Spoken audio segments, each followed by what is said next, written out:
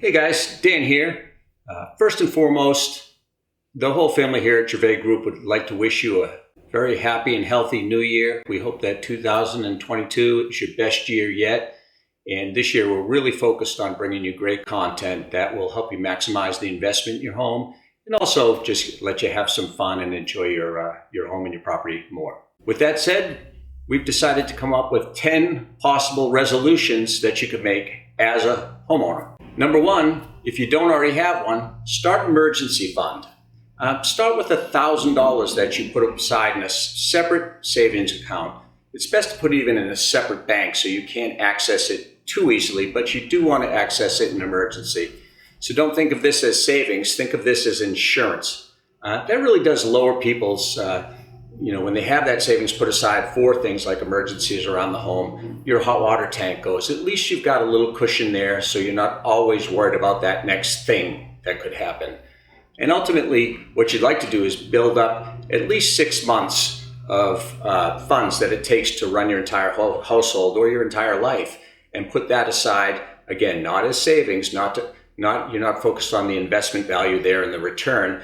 You're putting that somewhere safe that you can access it, so it acts as an insurance policy. Because when that happens, if for some reason you can't work, it's not that big of a deal. You're not stressed out about it. I adapted this habit very late in life, and I can tell you, my blood pressure's come down a bundle. Don't worry about the small stuff that can come up, or even the big stuff for that matter. Number two, if you haven't talked to your insurance agent recently, call them and ask if they could shop your home insurance again. Companies, do the best they can most times with what they have available to them at that time. But the rates are constantly changing. Companies, like local agencies, are bringing in new insurance companies and getting rid of some old ones. So if you haven't looked at it in the last year, call your insurance agent and ask if there's a way that you could bring your homeowner's rate down without cutting the coverage. You'd be surprised at how much you can save. And if you really have someone you're really happy with and you trust explicitly, then by all means, just talk to them and stick with them.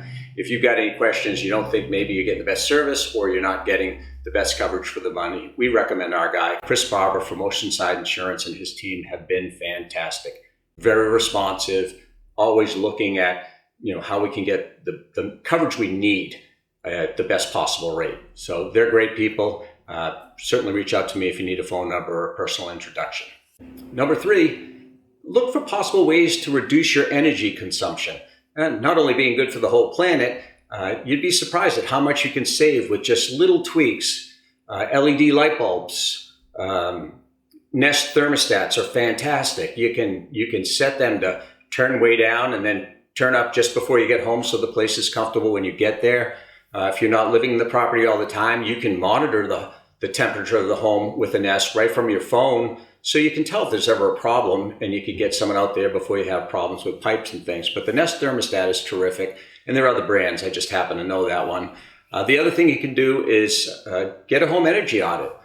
We had Cape Cod Energy Solutions come in, and they're down in Sandwich. They do a fantastic job. They look at the whole envelope of the house. They look at what you have now, windows, doors, insulation, cracks, things like that might be costing you energy, and they then make the solutions. And through Mass Save, you can get a good deal of this stuff done for little or no cost at all. We recommend that to everybody. It's a fantastic program.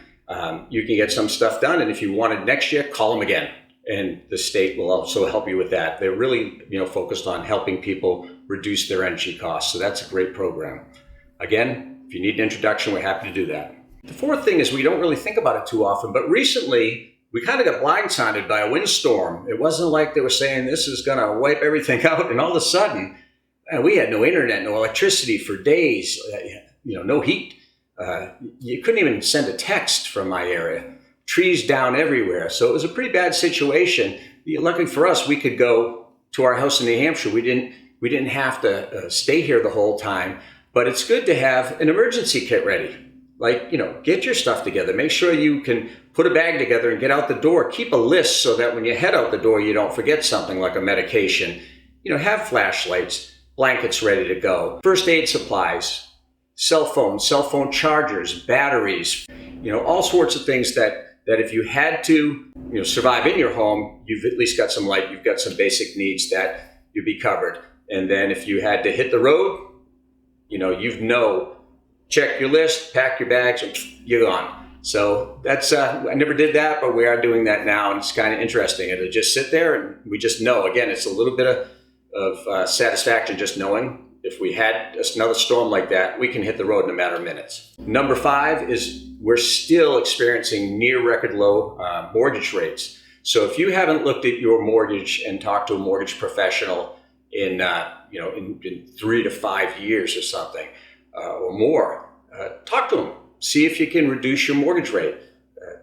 Many times people are saving, thousands and thousands of dollars over the life of their loan by refinancing. So if you need a recommendation, we've got great people depending on where you are in your situation. Would depend on who we referred you to, but we know a lot of wonderful people in that business that can help you out. The other thing is if you bought a house and you weren't able to put 20% down, you should look into the value of your home now and call your lender and see if you could reduce or remove your PMI insurance.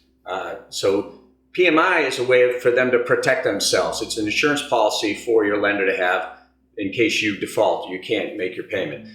But after you've got 20% equity, you're considered a safer risk. So you may be able to remove that from the policy and save yourself, a pretty decent amount every month. There are some exceptions to this rule, maybe more, but I know like lender paid mortgage insurance is hard to get taken off or impossible. And then FHA backed loans, it's hard to get that taken off. So you may have to just refinance the loan or refinance out of your PMI.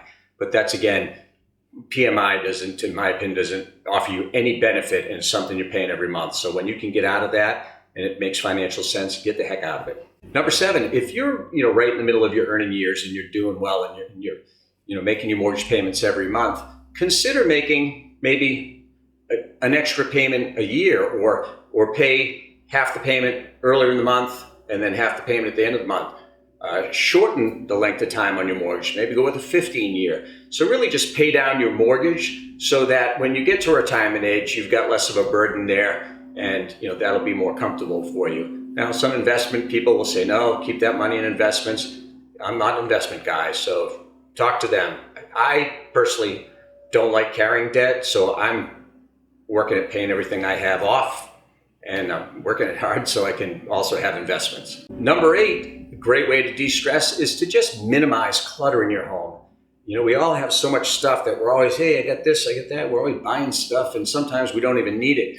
But what ends up happening is you then look around your home and there's stuff everywhere. And so it's a good idea to go through your closets, go through your homes. If there's something there that you haven't touched in at least a year, you probably don't need it. So go ahead and start decluttering.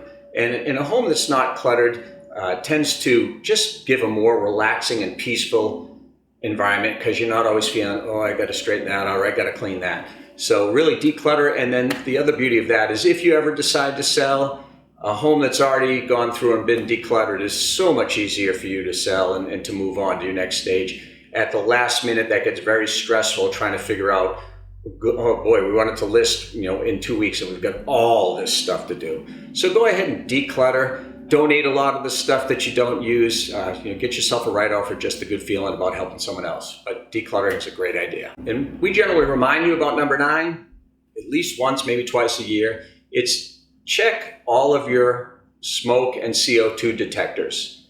That's so important. It's so dangerous. We hear there was just a great loss of life somewhere where a bunch of people got killed because none of the smoke detectors worked. That's such an avoidable tragedy. So, check your smoke detectors and your CO2 detectors. It's very simple to do. Many towns, if you're over 65, you can call the fire department and be set up on an annual program where they do it for you.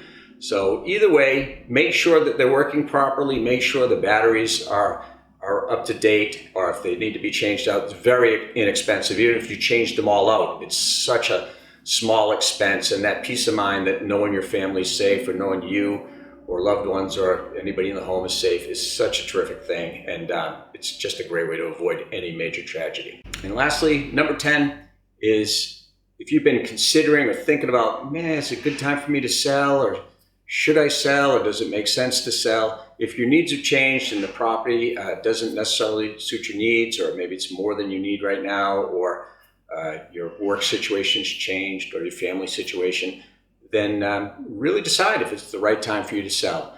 And we can help you, figure out a value and let you know what that would look like and what you could possibly net in a sale.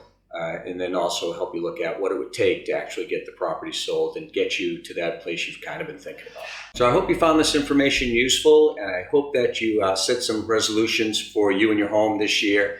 And don't hesitate to call if there's any way we can help any of them become a reality for you. We'll see you next week.